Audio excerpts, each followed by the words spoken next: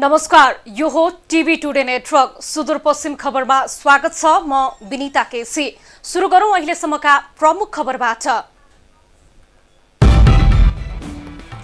डोटीमा जीव दुर्घटनाबाट मृत्यु हुनेको संख्या थपिँदै मृतकको संख्या 4 पुग्यो। घाइते 4 जनाको दिपायलमा उपचार हुँदै।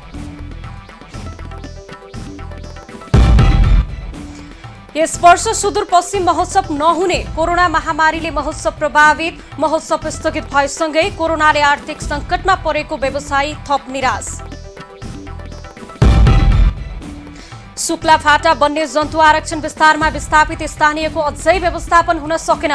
विस्थापितको बिचल्ली, सुकुम्बासी समस्या समाधानको नारा कागजमै सीमित। कैलालीको गोदावरी नगरपालिकाका युवा च्याउ खेतीतर्फ आकर्षित। बजारीकरणमा समस्या नहुँदा च्याउ खेती गर्नेको संख्या बढ्यो। वार्षिक 10 लाखसम्म आमदानी गर्न सफल। र एलपीएल 5औं संस्करण फागुनको दोस्रो सातादेखि गर्ने तयारी। देशभरका 16 विद्यालयले सहभागिता रहने। महामारीले पुरस्कार राशिमा भने समायोजन हुने संकेत। अब सुदूरपश्चिम खबर विस्तारमा। डोटीको बोक्टान फुडिसल गाउँपालिका साथ चबरा चौतारामा जीव दुर्घटना हुँदा मृत्यु हुनेको संख्या 4 पुगेको छ। उपचार गर्न लैजाँदै गर्दा अर्को एक बालकको पनि मृत्यु भएपछि मृतकको संख्या 4 पुगेको हो। यसअघि 3 जनाको घटनास्थलमै मृत्यु भएको थियो।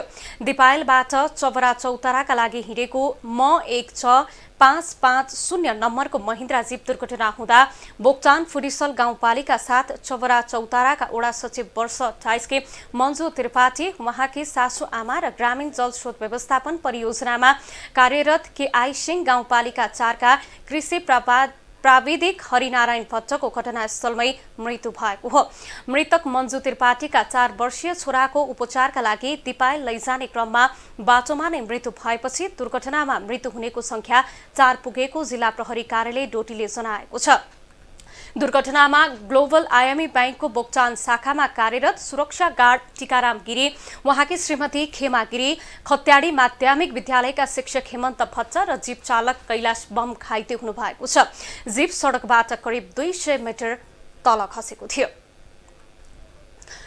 कोरोना भाइरसको जोखिमका कारण विगत 15 वर्षदेखि निरन्तर सञ्चालन हुँदै आएको सुदूरपश्चिम महोत्सव पनि प्रभावित भएको छ। सुदूरपश्चिमको आर्थिक विकासका लागि कैलाली उद्योग वाणिज्य संघको आयोजनामा धनगढीमा हरेक वर्षको मङ्सिर 22 गतेदेखि सञ्चालन हुँदै आएको महोत्सव प्रभावित भएपछि आयोजना नहुने भएको छ। नेपाल उद्योग वाणिज्य महासंघका केन्द्रीय सदस्य समेत रहनुभएका कैलाली उद्योग वाणिज्य संघका अध्यक्ष पुष्पराज कुँवरले कोरोना संक्रमणको जोखिमका कारण यस वर्ष सुदूरपश्चिम महोत्सव स्थगित गरिएको जानकारी दिनुभयो। कुँवरले कोरोना संक्रमणका कारण निर्धारित मङ्सिर 22 मै महोत्सव सञ्चालन हुन नसके पनि अवस्था सामान्य भएमा फागुनमै भए पनि महोत्सव आयोजना गर्न सकिने विकल्पमा जाने तयारी भएको जानकारी दिनुभयो।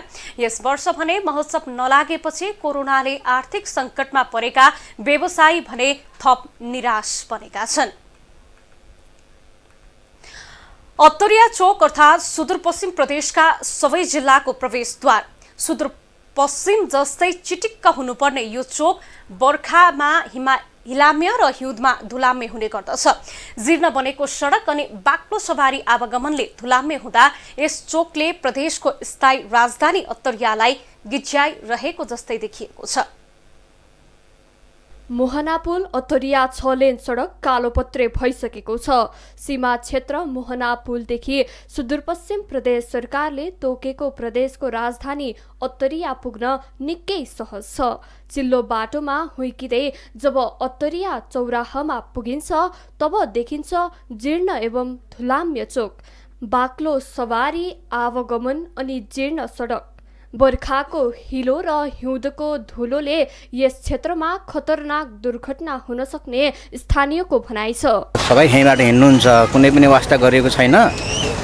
यो चाहिँ हेर्नु, यहाँ एकदम यो रोडहरू हेर्नु, यो भत्किएर खाल्टाखुल्टी भएर हेर्नुहोस्, यहाँ धेरै अटोहरू गाडीहरू यहाँ दुर्घटना भयो हेर्नुहोस्।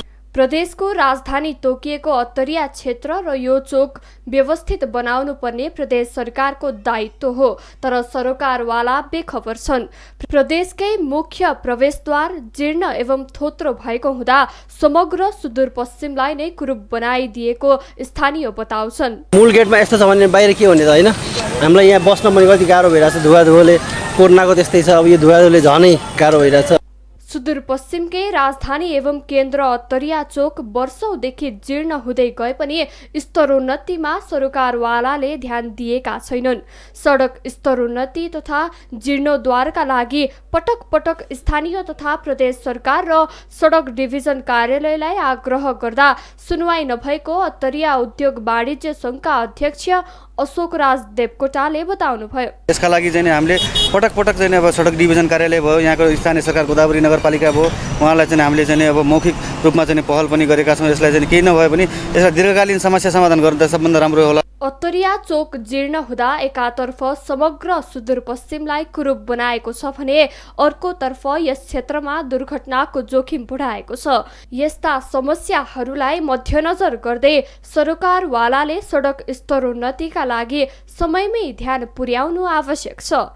कैलालीबाट अनिल पन्तको रिपोर्ट।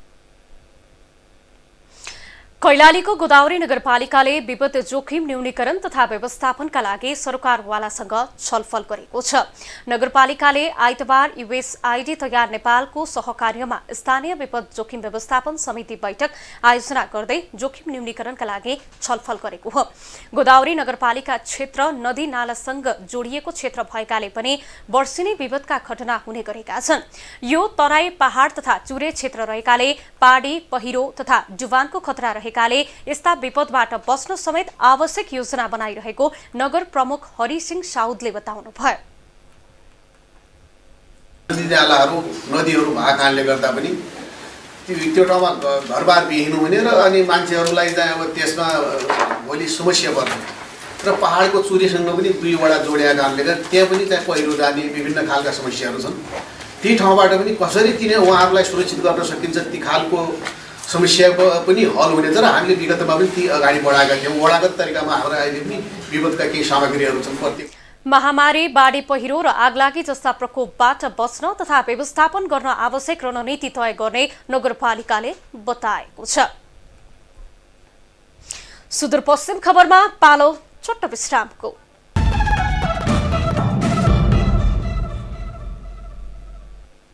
अब बाँकी खबर। 2058 सालमा शुक्लाफाटा वन्यजन्तु आरक्षण विस्तारका क्रममा तत्कालीन सरकारले कञ्चनपुरको रौतेली, बिचुवा, बेलडाडी, रामपुर, बिलासपुर, लक्ष्मीपुर, पिप्लाडी, झलारी, दैजी, सुरा, देखतभोली र कृष्णपुर लगायतका स्थानबाट बस्ती विस्थापित गर्यो। तर विस्थापित भएको 2 दशक पुग्दा समेत व्यवस्थापन नगरिँदा विस्थापितहरूको बिचल्ली भएको छ। विक्रम सम्वत 2058 सालमा शुक्लाफाटा निकुञ्ज विस्तार गर्ने क्रममा कञ्चनपुरको रौतेली, पिप्लाडी लगायतका विभिन्न ठाउँबाट झण्डै 2300 भन्दा बढी स्थानीय विस्थापित भए। तर विस्थापितको अझै व्यवस्थापन हुन सकिरहेको छैन। शासन व्यवस्था नै परिवर्तन भई देशमा संघीयता लागू भए पनि आरक्षक पीडितको अवस्था निकै दयनीय छ। सरकारी तवरमा आरक्षक पीडितका व्यवस्थापनका लागि झण्डै 28 वटा आयोग गठन भए पनि आरक्षक पीडितका लागि भने जुन जोगी आए पनि कानै चिरिएका भने चाहिँ भएको छ। दबाई त्यो कहाँ फ्रीमा सबतिर झुल आउन आनु, चामल आउन आनु, हाम गरी पाउना नै हजुर कोबाट खाना तिरपाल आउँछन्, ती झोपडा कहाँ कि कुच्चा सुच्चा काटु बनेलो आर्मीहरूले पकडछन्, 500 लिन्छन्, ब्यारीको लैजान्छन् हजुरको। ती बाख्रा पालु गरिब मान्छन् पालु भने के खाने, छोराछोरीलाई न पढाउँ भने त्यो पनि दुःखै छ। हामीलाई समस्या छ हजुर, दाउरो पनि हामीले लिएर बाल्न पाउँदैनौँ। हात्तीको पनि हाम्रो चपेटामा छौँ, नीलगाईको पनि हामी मृगको चपेटामा छौँ। कर्मचारी त एउटा मासुहरूको नङ्ग्रो मासुको सवाल हो। उनीको कारण हजुरको हामीले जोल हात जोडेर दिशा पिसाब पनि जान्छौँ। हजुरको दाउरो ठुलो ल्याउँदा चोरी चपारी लिएर हामीले गुजारा गरिरहेका छौँ। हामीले नै पाउनु चाहेका होइनौँ। हाम्रो अधिकारको खोसेको सम्पत्ति फिर्ता हो भने हामी त्यो चाहेको। ठेङ्ग्राभित्र बसिराखेको अवस्था छ। अब काट निकुञ्जले दिँदैन। हामीले अब हाम्रा बालबच्चाहरू स्कुल पढ्नबाट चाहिँ एकदमै वञ्चित छन् र अब कुनै यहाँ सुविधा छैन हामीलाई। हाम्रो माग भनेको के हो भने हाम्रो कुनै न कुनै यो विकल्प खोज्छ। निकुञ्जभित्र जमिन दिँदैन भन्ने हामीलाई थाहा हुँदाहुँदै पनि हामीले यसलाई बाध्य भएर हामी यसमा आफ्नै पहलमा चाहिँ यसलाई कब्जा गरेर बसेका हौँ र अहिलेसम्म राज्य पक्षबाट चाहिँ यसको कुनै पहल भएन। विश्वव्यापी रूपमा फैलिएको कोरोना महामारीले आरक्षी पीडितको अवस्था अझै दयनीय बनेको छ। स्थानीय तहबाटै आरक्षी पीडितको व्यवस्थापन सम्भव नभए पनि प्रदेश र सङ्घमा पहल गरिरहेको जनप्रतिनिधि बताउँछन्।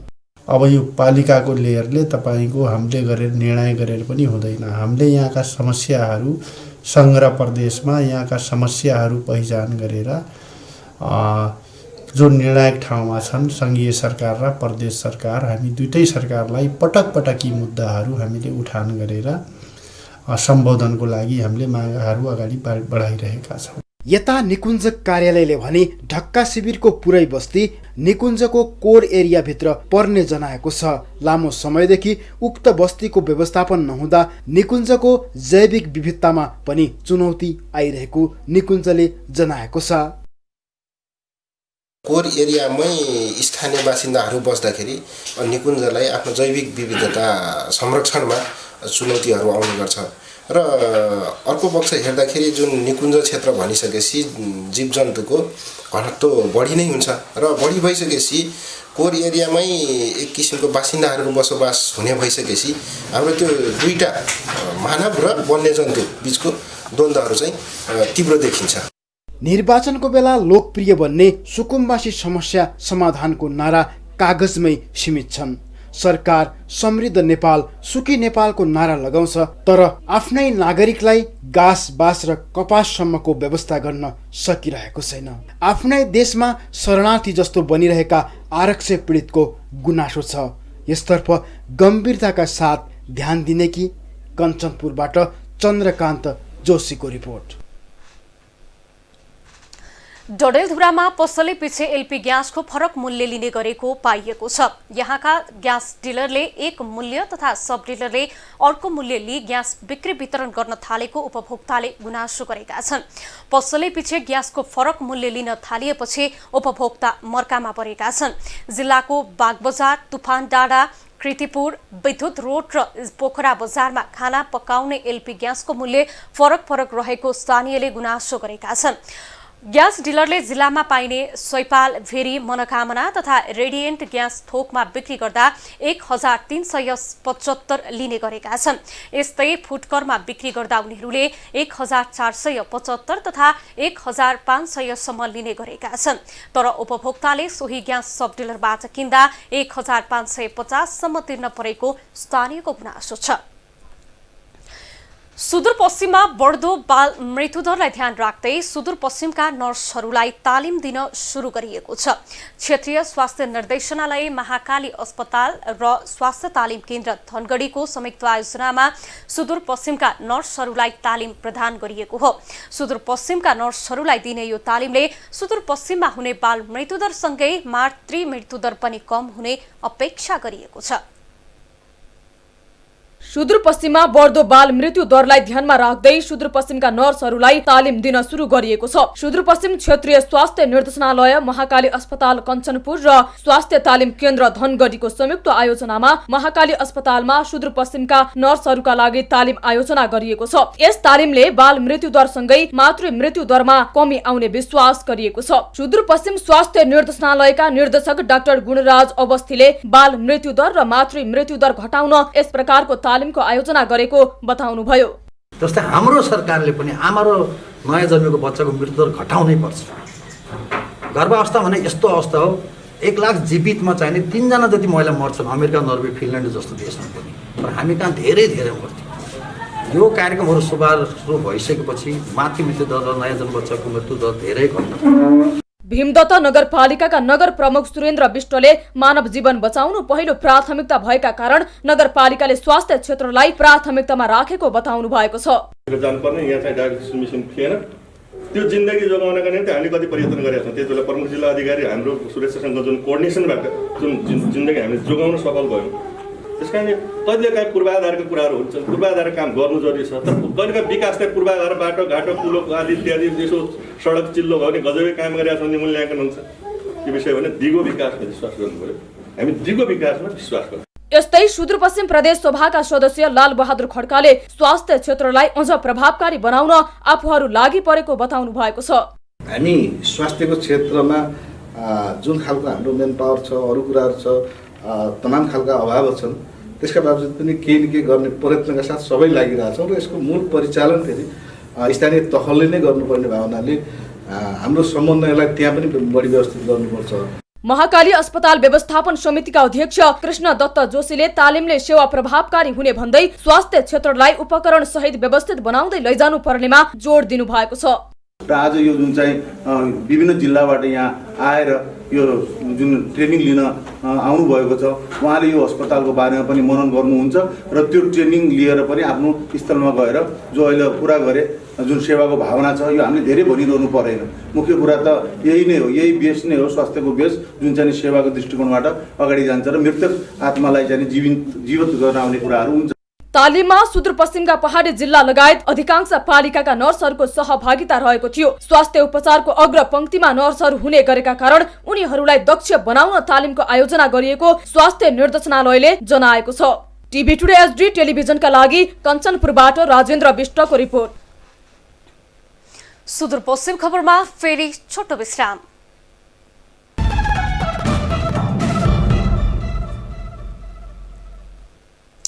अब जनावास।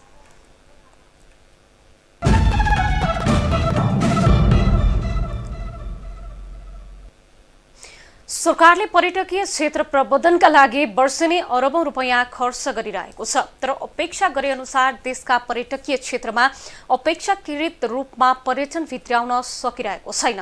सुदूरपश्चिममा पनि अथाह पर्यटकीय सम्भावना हुँदाहुँदै पनि निश्चित पर्यटकीय क्षेत्र बाहेक अन्य गन्तव्य पहिचान हुन सकिरहेको छैन, अझ प्रचार पनि हुन सकेको छैन। जसमध्येको एक प्रचुर सम्भावना बोकेको पर्यटकीय क्षेत्र हो कैलालीको घोडाघोडी नगरपालिका वडा नम्बर 2 मा अवस्थित चिडियाताल। चिडियाताल नजिकै रहेको घोडाघाडी तालका लागि वर्षेनी करोडौं रुपैयाँ खर्च गर्ने गरिएको छ, तर सँगै 2 किलोमिटरको दूरीमा रहेको चिडियातालको प्रबन्धनमा भने सरकारी पक्षको ध्यान जान सकेको छैन।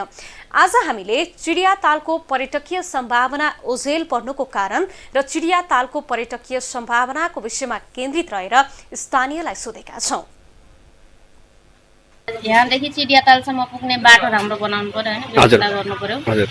त्यसपछि त्यहाँ पनि हेर्न लायक दृश्यहरू, ताल वरिपरि सरसफाई दिनु पर्यो। त्यहाँ हेर्न लायक ठाउँहरू हुनु पर्यो, पर्यटकहरू आउँदा बस्ने व्यवस्थाहरू सबै हुनु पर्यो। पर्यटकहरू त गइरहनुहुन्छ, अब त्यहाँ हेर्न लायक ठाउँहरू त्यति व्यवस्था चाहिँ केही छैन। खास भने बोर्ड चाहिँ हामीहरूले बोर्ड चाहिँ अनिवार्य राख्नुपर्छ सर हैन।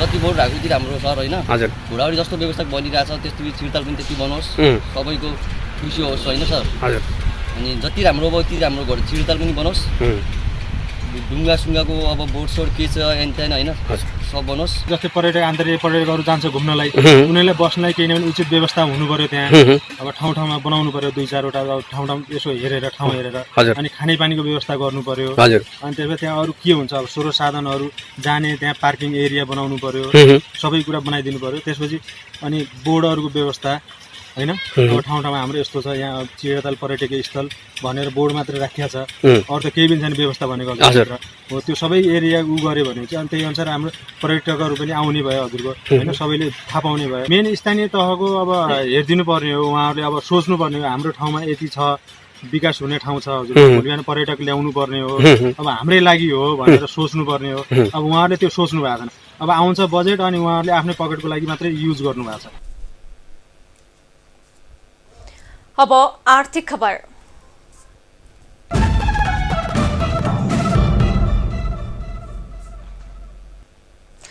कैलालीको गोदावरी नगरपालिकाका युवा च्याउ खेतीमा आकर्षित भएका छन्।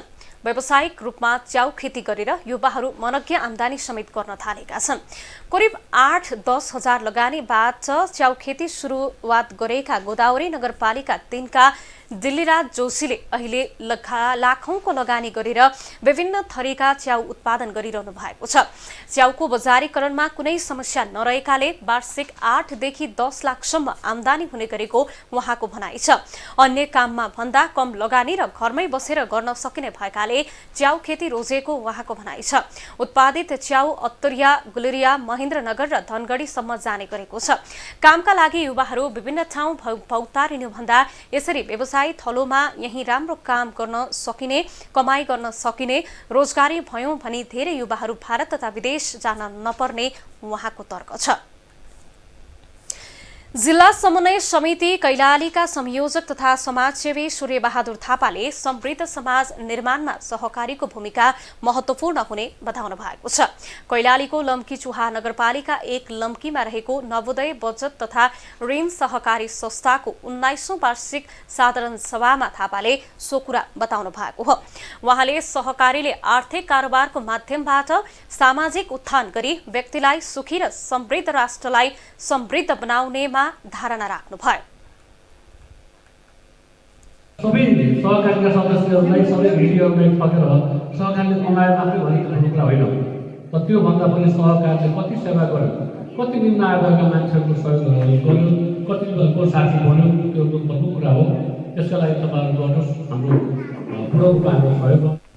21औं शताब्दी नीति, विधि र प्रविधिले शासन गर्ने युग भएकाले सहकारीले पनि विद्यमान प्रविधिमा आफूलाई अग्रसर गराउनु पर्नेमा जनप्रतिनिधिको जोड छ। मिलेर एकरूपताले खोला मिलेर समुद्र बन्छ भने जस्तै तपाईहरु सहकारीले साँच्चै यस क्षेत्रको जनतालाई सेवा दिन, मुनाफा भन्दा तपाईले सेवामूलक रूपमा यो संस्थाले विभिन्न कार्यक्रम गर्नुपर्छ। सहकारीको सिद्धान्त, आदर्श र भावना अनुसार आर्थिक आवश्यकतालाई मनन गर्दै अगाडि बढ्नुपर्ने राष्ट्रिय सहकारी बैंकका केन्द्रीय सदस्य शिवा थापाले बताउनुभयो। सहकारीमा बचत गर्नुहोस्, सेयर चाहिँ बढाउनुहोस् हैन। त्यसैगरी त्यो पैसा हामीले अरू कमर्सियल बैंकमा राख्नुभन्दा राष्ट्रिय सहकारी बैंकमा राख्नुहोस्। त्यहाँ पछिल्लो समय प्रविधिको विकाससँगै सहकारीले पनि आफ्ना गतिविधि डिजिटलाइज्ड गर्दै अगाडि बढिरहेको संस्थाका वर्तमान अध्यक्ष दिली प्रसाद गडतौलाको भनाइ छ। एकदम शिक्षा विकास गरी हाम्रा शेयर सदस्यहरूको आम्दानीको स्तर बढाउने र यसका शेयर सदस्यहरूलाई कसरी चाहिँ सम्पूर्ण रूपमा आर्थिक रूपमा संस्थामा आर्थिक वर्ष 2076-77 असार मसान्तसम्म 470 जना शेयर सदस्य छन् भने शेयर पुँजी 39,56,200 रहेको छ। यस्तै 1,31,57,472 रुपैयाँ कर्जा प्रवाह गरेको संस्थाले 3,85,000 यस वर्ष खुद नाफा कमाएको छ।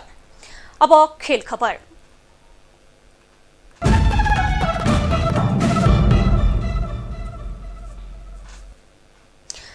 विद्यालय स्तरमा देशकै ठूलो प्रतियोगिता एलपीएलको 5औं संस्करण फागुनको दोस्रो सातादेखि गर्ने तयारी थालिएको छ। संस्कार क्रिकेट एकाडेमीको आयोजना र लिटल फ्लाइवर इङ्ग्लिश स्कुलको सहयोगमा विगत 4 वर्षदेखि निरन्तर आयोजना भइरहेको एलपीएल अर्थात् लिटल फ्लाइवर प्रिमियर लिग नरोकिने भएको हो। प्रतियोगितामा देशभरका 16 विद्यालयको सहभागिता रहनेछ। प्रतियोगिताको 4औं संस्करण गत वर्षको कार्तिकको तेस्रो साता आयोजना भएको थियो। कोरोनाकै त्रासमा यसपटक प्रतियोगिता आयोजना गर्नु नै ठूलो चुनौती भएकाले पुरस्कार राशिमा केही समायोजना हुन सक्ने आयोजकले बताएको छ। 4 संस्करणसम्म विद्यालयका विद्यार्थी खेलाडी बाहेक 4 जना बाहिरबाट राख्न पाइने नियम थियो, तर यसपालिदेखि भने 2 जना मात्रै राख्न पाउने नियम बनाउने आयोजकको योजना रहेको छ। सुदूरपश्चिम खबर अहिलेलाई सकियो। बिदा लिनु पूर्व प्रमुख खबर फेरि एकपटक। डोटीमा जीप दुर्घटनाबाट मृत्यु हुनेको संख्या थपिँदै मृतकको संख्या 4 पुग्यो। घाइते 4 जनाको दिपायलमा उपचार हुँदै। यस वर्ष सुदूरपश्चिम महोत्सव नहुने, कोरोना महामारीले महोत्सव प्रभावित। महोत्सव स्थगित भएसँगै कोरोनाले आर्थिक संकटमा परेका व्यवसायी थप निराश। शुक्ला फाँटा वन्यजन्तु आरक्षण विस्तारमा विस्थापित स्थानीयको अझै व्यवस्थापन हुन सकेन। विस्थापितको बिचल्ली सुकुम्बासी समस्या समाधानको नारा कागजमै सीमित। कैलालीको गोदावरी नगरपालिकाका युवा च्याउ खेतीतर्फ आकर्षित। बजारीकरणमा समस्या नहुँदा च्याउ खेती गर्नेको संख्या बढ्यो। वार्षिक 10 लाखसम्म आमदानी गर्न सफल। र एलपीएल 5औं संस्करण फागुनको दोस्रो सातादेखि गर्ने तयारी। देशभरका 16 विद्यालयको सहभागिता रहने। महामारीले पुरस्कार राशिमा भने समायोजना हुने संकेत। हामीलाई TV today Nepal apps download गरी विश्वभर प्रत्यक्ष हेर्न सक्नुहुनेछ। साथै www.tvtodanews.com मा गई हेर्न पढ्न सक्नुहुनेछ भने फेसबुक, युट्युब र ट्विटरमा समेत फलो गर्न सक्नुहुनेछ। विकास निर्माण र जनसरोकारको विषयमा हाम्रो आवाज जारी छ। अहिलेलाई सम्पूर्ण सुदूरपश्चिम खबर युनिटका साथ म विनिता केसी पनि बिदा चाहन्छु। टिभी टुडे एचडी हेर्दै गर्नुहोला। नमस्कार।